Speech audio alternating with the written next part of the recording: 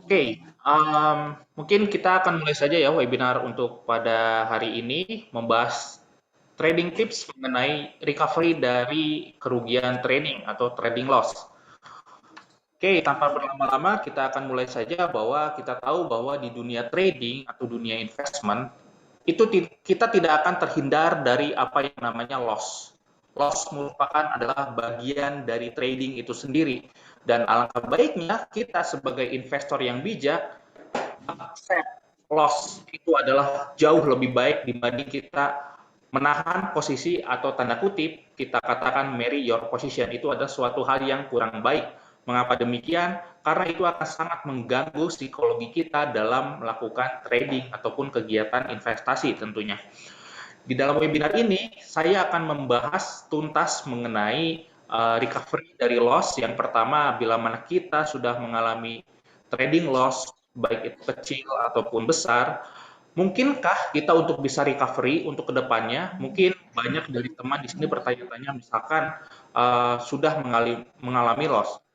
Kira-kira saya bisa nggak ya untuk recovery trading ke depannya? Dan seberapa lama sih saya butuh untuk recovery gitu ya?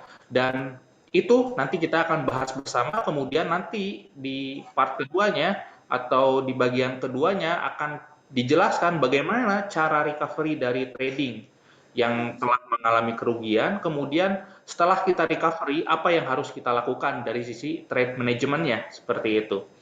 Oke, yang pertama, apakah mungkin untuk bisa recover dari kerugian melakukan trading yang sudah kita lakukan sebelumnya? Yang pertama, misalkan Anda bertanya seperti itu sangat-sangat memungkinkan. Namun itu tergantung seberapa besar persentase loss yang kita alami, gitu ya. Jadi bayangkan seperti ini, Anda melakukan trading, diibaratkan Anda itu loss seperti Anda jatuh ke dalam lubang, gitu ya.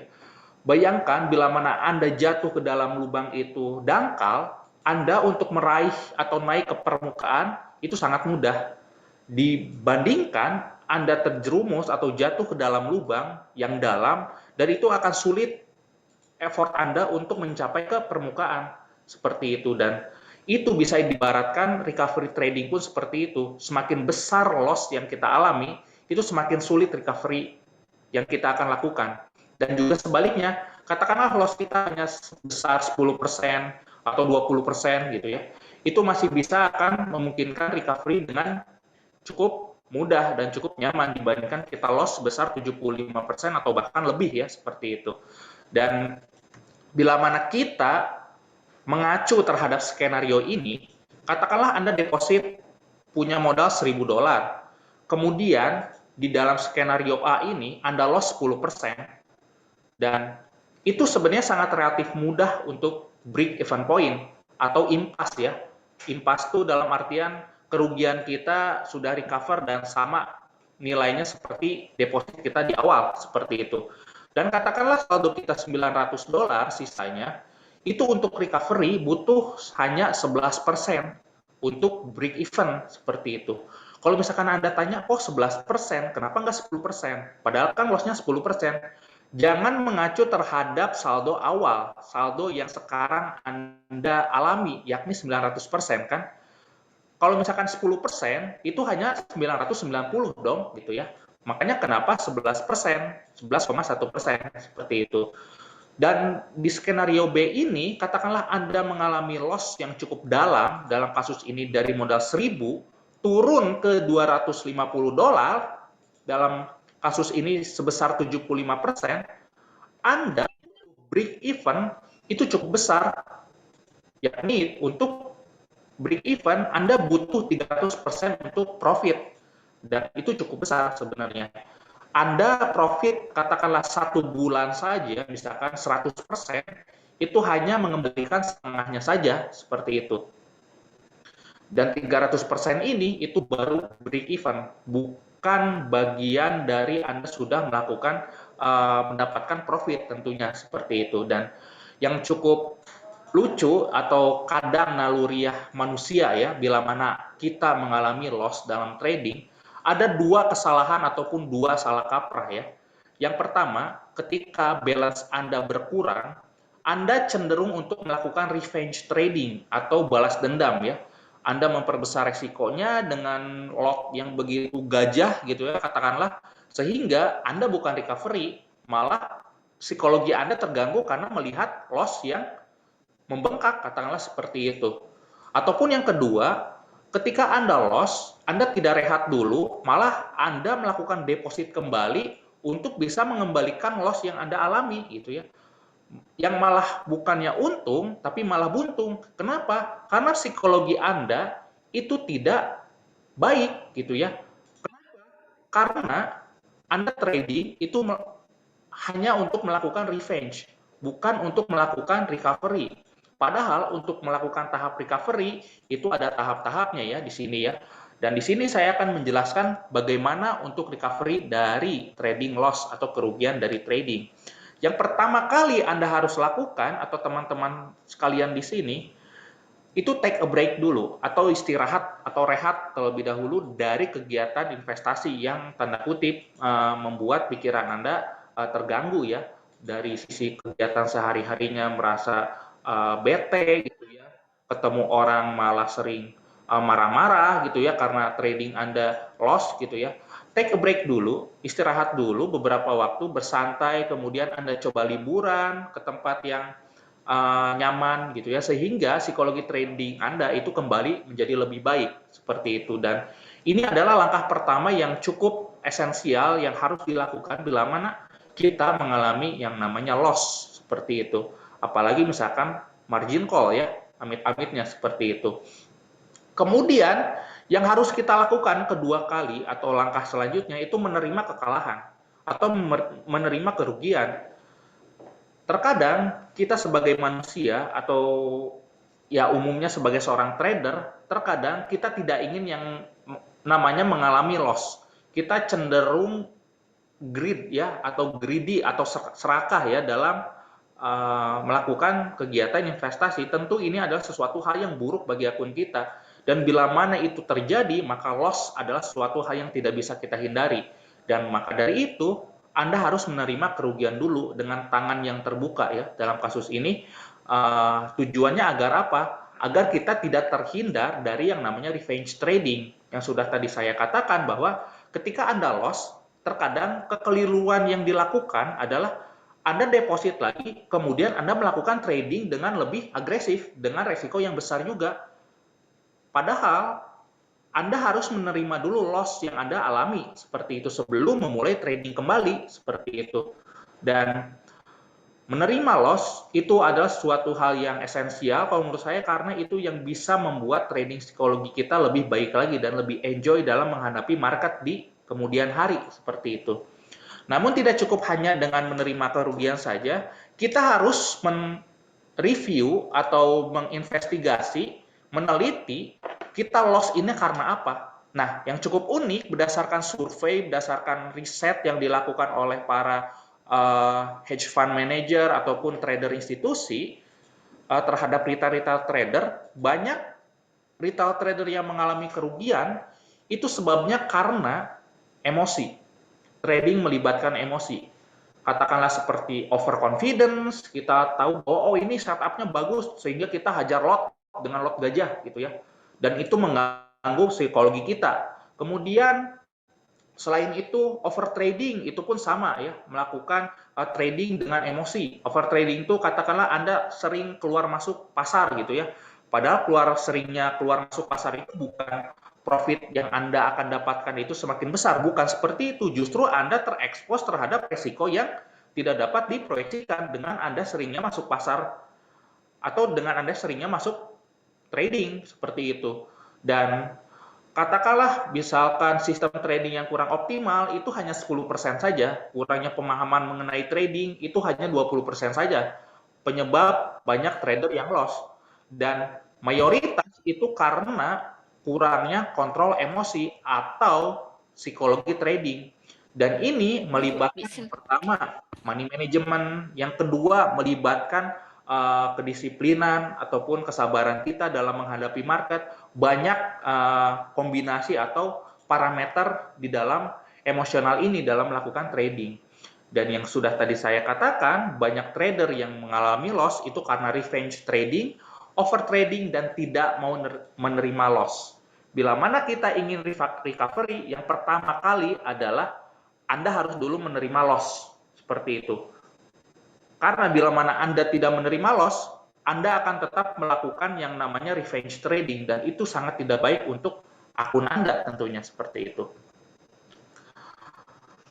Kemudian, yang keempat, mulai trading kembali namun dengan lebih konservatif. Anda harus lebih berhati-hati dan tidak prematur untuk masuk pasar. Konservatif di sini maksudnya gimana Pak Adam gitu ya.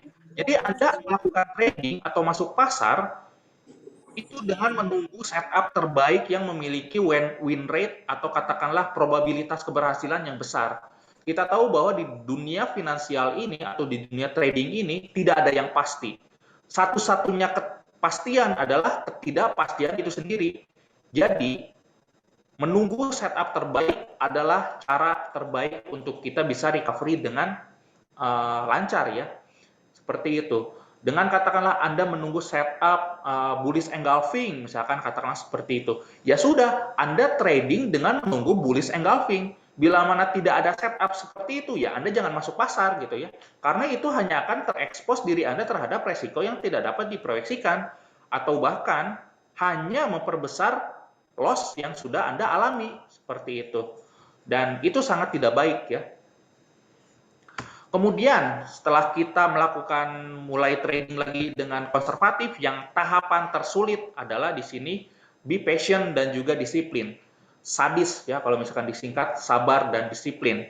Dalam apa? Dalam menjalankan trading plan yang sudah kita buat tadi. Katakanlah kita masuk pasar hanya ketika ada bullish engulfing.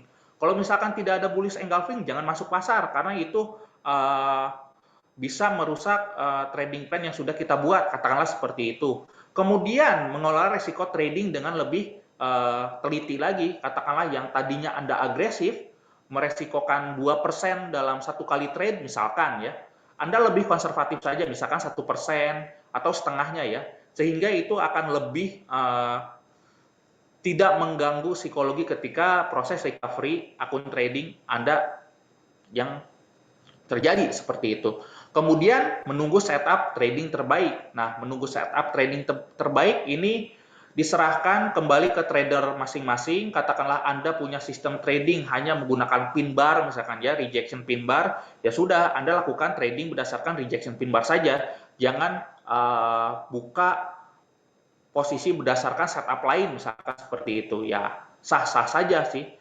Tapi misalkan Anda mengkombinasikan dengan misalkan pin bar dengan Fibonacci, ya itu sah-sah saja. Itu berdasarkan trading plan yang kalian gunakan atau sobat-sobat gunakan di sini. Jadi 5 tahap inilah yang memudahkan kita untuk recovery lebih lancar seperti itu. Kemudian di sini ketika kita katakanlah sudah recovery atau hampir menuju recovery, apa yang harus kita lakukan tentunya?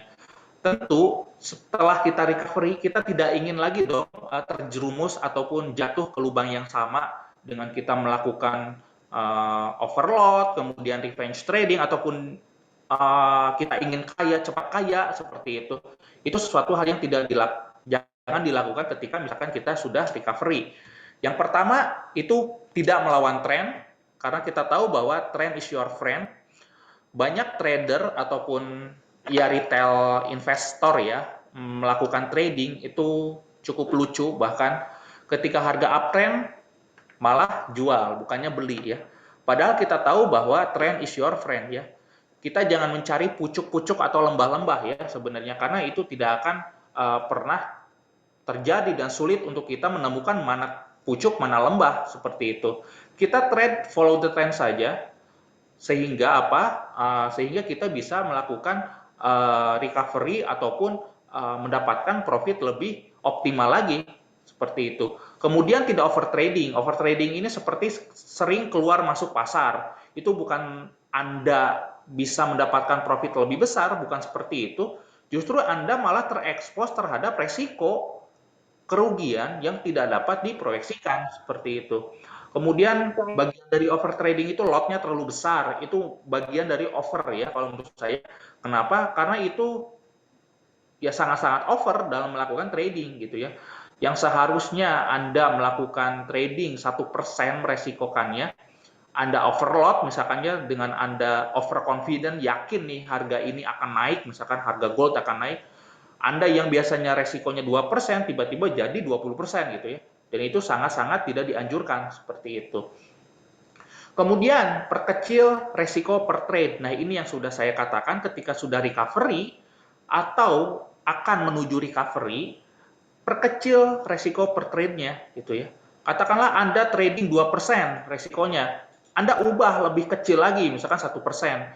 Itu justru lebih baik dibandingkan Anda sudah hampir recovery nih, kita hajar lot aja. Nah, itu sesuatu hal yang tidak dianjurkan. Kenapa? Karena itu bisa merusak proses recovery yang sudah kita lakukan seperti itu. Dan yang terakhir, saya tekankan itu disiplin ya, menjalankan trading plan. Kembali lagi, kapan Anda harus entry atau masuk ke dalam pasar dan kapan Anda harus exit ya. Katakanlah Anda entry masuk di dalam pasar ketika ada setup bullish engulfing di support misalkan gitu ya. Ya sudah, Anda masuk ketika ada bullish engulfing, kemudian exitnya di mana ya? Resisten terdekat, katakanlah seperti itu. Dan itu justru lebih baik dibandingkan Anda tidak disiplin dan mencari sistem trading ataupun berubah-ubah sistem trading. Yang cukup lucu di dunia trading ini terkadang ketika banyak trader yang mengalami loss, yang disalahkan adalah, oh ini sistemnya salah, oh ini mentornya nggak benar gitu ya, oh ini sistemnya sinyalnya jelek. Bukan seperti itu, justru bagaimana Anda memanage posisi dan disiplin dalam menjalankan trading plan, seperti itu. Seperti itu teman-teman mungkin yang ingin saya sharing mengenai bagaimana cara recovery dari kerugian trading atau trading loss. Ya, bagi teman-teman yang ingin bertanya, boleh langsung ditanyakan berhubungan di sini sudah selesai ya. Barangkali ada yang mau ditanyakan seputar trading ataupun update di dalam market atau ada yang mau request pair, silahkan, tidak usah malu-malu. Kita akan coba di sini membangun sebuah kebiasaan yang bagus ya untuk bagaimana kita menghadapi market, bagaimana bila mana kita menghadapi kerugian dan lain sebagainya. Oke?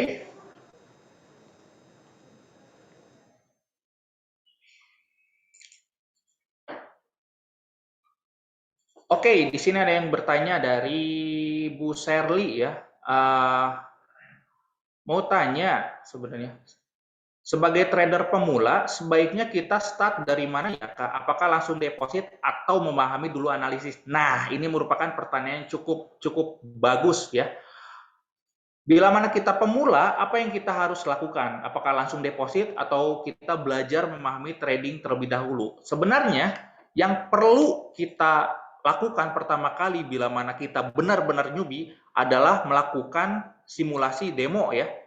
Kita harus tahu dulu bagaimana cara melakukan eksekusi pasar, katakanlah buy seperti apa, sell seperti apa, kemudian bagaimana menggunakan limit ataupun stop order, seperti itu. Nah, baru dari situ kita belajar mengenai analisis terlebih dahulu.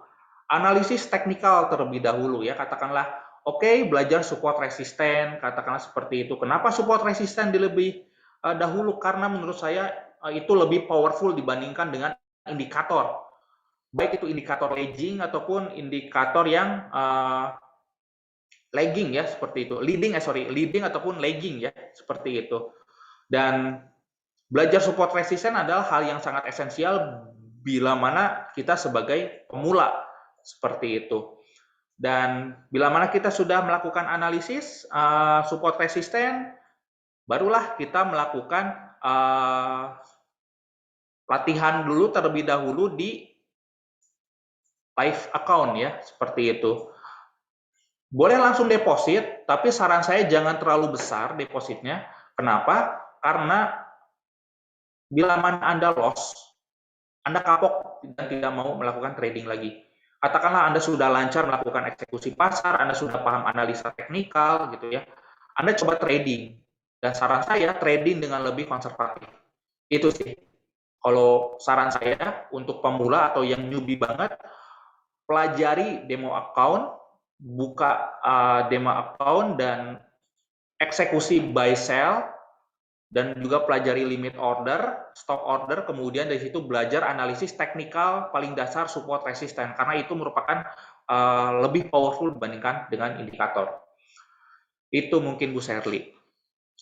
Kemudian ada yang bertanya lagi, apa saja kesalahan-kesalahan yang terjadi ketika trading? Banyak sebenarnya. Yang pertama, overload ya. Lot kita terlalu besar. Balance Anda 1000, Anda buka satu lot, misalkan di gold lagi ya. Ya Anda 10 poin ya ambiar gitu ya. Seperti itu. Itu overload terkadang. Kemudian yang kedua itu over trading. Walaupun Anda masuk pasar hanya 0,1, 0,1, 0,2, tapi frekuensinya sering, itu bukan Anda mendapatkan profit lebih besar, justru Anda terekspos oleh resiko sebenarnya. Yang ketiga adalah revenge trading. Nah, ini yang tidak boleh dan saya sarankan jangan lakukan revenge trading. Kenapa? Karena revenge trading itu adalah kesalahan yang sangat fatal yang menggerus akun atau balance kita dengan cepat ya. Anda melakukan revenge trading itu mendekatkan akun Anda terhadap margin call ataupun stop out ya, seperti itu. Itulah kesalahan-kesalahan kita trading ya, seperti itu. Sebenarnya kesalahannya lebih menjurus terhadap psikologi ya, dan juga emosi. Emosinya melibatkan yang tadi, overload, over trading, dan juga revenge trading, seperti itu. Dan juga overconfidence ya, misalkan Anda sudah melakukan riset ya, punya setup terbaik yang probabilitasnya 90%, katakanlah seperti itu. Kemudian Anda melakukan trading dengan cukup agresif, gegabah gitu ya. Oh, saya punya sistem trading 90%, saya yakin ini bakal profit. Anda hajar misalkan 10 lot gitu ya, atau satu lot lah gitu ya. Balance Anda katakanlah 1000 gitu ya. Ya justru itu bakal membuat trading Anda tidak nyaman gitu ya, dan bakal terekspos terhadap resiko seperti itu. Itu mungkin kesalahan-kesalahan yang terjadi ketika trading, overload, over trade, overconfidence, dan juga revenge trading. Itu yang sering saya temui seperti itu. Untuk masalah teknik, saya yakin rekan-rekan di sini sudah jago ya teknikalnya seperti itu. Yang perlu Anda rem atau berhati-hati adalah dari sisi psikologinya. Dan trading ini itu ibaratkan kita mengemudi ya. Kita tidak hanya terus gas dan juga ngebut ya seperti itu. Terkadang kita harus rem dan juga berhenti seperti itu. Dan not trade adalah bagian dari trading. Sebenarnya seperti itu. Bila mana resiko di dalam pasar meningkat, not trade adalah choice yang paling bijak kalau menurut saya. Kenapa? Karena Anda tidak akan terekspos terhadap resiko ataupun kerugian yang tidak dapat diproyeksikan. Seperti itu. Mungkin itu, Pak Jerry. Ya, barangkali dari teman-teman ada yang ingin bertanya atau ada yang mau request pair, boleh silahkan. Atau ada yang mau bertanya mengenai keadaan makroekonomi, silahkan. Baik, Kak Adam, kita menerima pertanyaan dari sosial media nih Kak Adam. Boleh dibantu jawab ya. Jadi tadi juga Kak Adam sempat mention mengenai istirahat kan, kalau misalnya kita habis trading mungkin mengalami loss, kita perlu istirahat ya Kak Adam ya. Betul. Nah, apakah ada jangka waktu atau periode tertentu lamanya istirahat tersebut? Dan setelah istirahat, baiknya kapan nih mulainya? Mulai kembalinya. Boleh dibantu jawab ya Kak Adam? Terima kasih. Oke, pertanyaan yang cukup bagus dan menarik ya. Berapa lama kita harus rehat ketika kita sudah mengalami loss? Anda rehat sampai psikologi Anda itu sudah mulai benar-benar pulih dan enjoy kembali ketika melakukan trading. Masalah periode jangka waktunya akan berapa lama itu tergantung dari masing-masing trader dan juga masing-masing investor. Bila mana Anda seorang yang suka mengambil resiko, katakanlah seperti itu, Anda rehat ataupun take a break dari trading loss mungkin cukup beberapa hari atau beberapa minggu. Tapi kalau misalkan Anda yang tidak suka mengambil resiko, mungkin itu cukup lama dan bisa beberapa bulan seperti itu. Itu mungkin San. Baik, terima kasih Kak Adam. Dan untuk Meksian, mungkin yang ingin bertanya mengenai topik ini, atau ingin bertanya mengenai kondisi pasar, atau PR tertentu, boleh langsung nyalain mikrofonnya, atau tulis di kolom komentar ya, Meksian.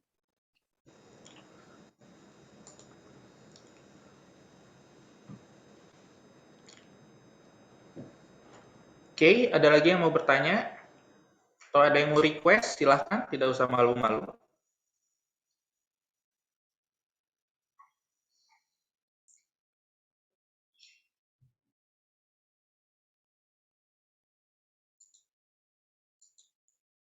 Baik, Kak Adam, mungkin masih bingung nih, Meksian, dari persenan atau tadi recovery recovery persennya ya dari profit dan loss-nya. Mungkin bisa apakah itu bisa berguna untuk semua pair? Apakah hanya pair-pair tertentu nih, Kak Adam? Oke, nah itu pertanyaan yang cukup bagus ya sebenarnya. Untuk masalah persentase itu kita lakukan di semua pair atau di pair-pair tertentu. Kembali lagi, itu berdasarkan trading plan yang sudah dibuat atau diformulasikan. Katakanlah Anda meresikokan 1% setiap melakukan trade.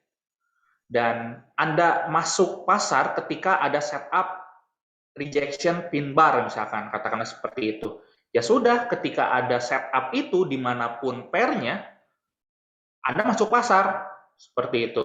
Anda yang tidak biasa masuk pasar di GBP JPY, misalkan ketika ada pin bar, Anda masuk gitu ya, dengan resiko 1% seperti itu. Dan itu berlaku di semua pair.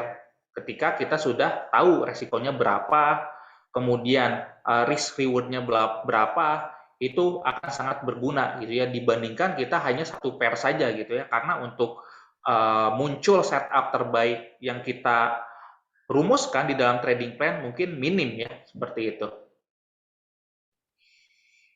Baik. Baik, terima kasih nih Kak Adam. Ada yang request nih Kak Adam, untuk webinar selanjutnya, bahas support dan resisten untuk menentukan tren apakah yang naik dan turun ya Kak Adam. Oke, boleh. Itu materi yang sangat penting kalau menurut saya. Support resisten itu adalah suatu hal yang lebih powerful dibandingkan indikator. Mungkin akan diadakan di hari Jumat ini ya untuk webinar support resisten ini. Baik, baik. Nah, untuk Meksian, mungkin hari ini, webinar kali ini akan kita cukupkan nih.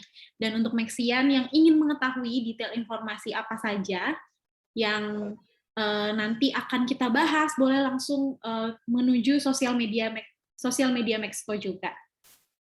Dan untuk request bahas divergence juga, Pak. Oke, divergent juga akan dibahas. Oke, baik, baik. Kita akan kombinasikan divergent dengan support resisten pun itu bisa sebenarnya. Baik, dan untuk Mexian yang gabung hari ini, jangan lupa gabung kembali di webinar kami pada hari Jumat, karena webinar kami hadir pada hari Selasa dan hari Jumat dengan speaker dan tentunya informasi dan topik yang menarik. Terima kasih Kak Adam untuk informasinya pada siang hari ini. Ya, terima dan kasih. Untuk Mexian, sampai jumpa lagi. Yep. Terima kasih. Selamat siang. Sampai jumpa Mexian. Selamat siang.